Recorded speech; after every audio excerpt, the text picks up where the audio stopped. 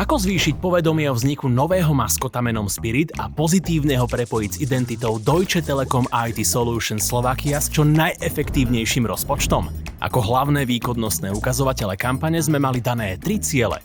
KPI 1, dosiahnuť počet impresí vo výške aspoň 2,5 milióna v rámci Meta a 10 miliónov na Google pri cielení na IT sektor. KPI 2, dosiahnuť pri Google reklamách ich zhliadnuteľnosť na úrovni aspoň 80%. KPI 3, dosiahnuť CPM po 2,90 € v rámci Meta a priemerné zhliadnuté CPM maximálne v hodnote 6 centov pri Google. V rámci kampane sme využili kombináciu foriem obsahu, od statických banerov cez horizontálne videá až po animované gify. Kampaň prebiehala na platformách Facebook a Instagram s využitím všetkých umiestnení.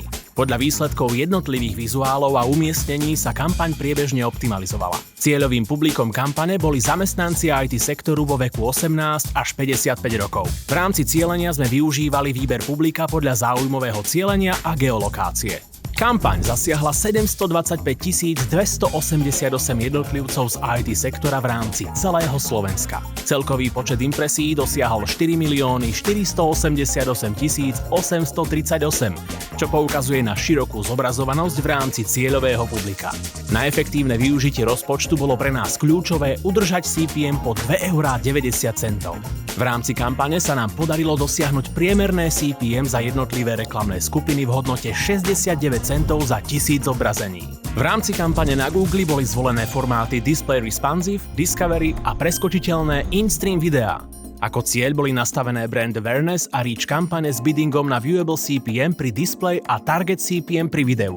Kombináciou Google a Custom Public, ako napríklad návštevnosť webov, IT firmy, IT pozície, technické záujmy a iné, bola reklama zobrazovaná vysoko relevantnej cieľovej skupine.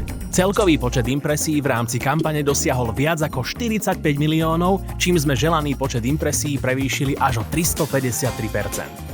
To poukazuje na vysokú zobrazovanosť v rámci cieľového publika.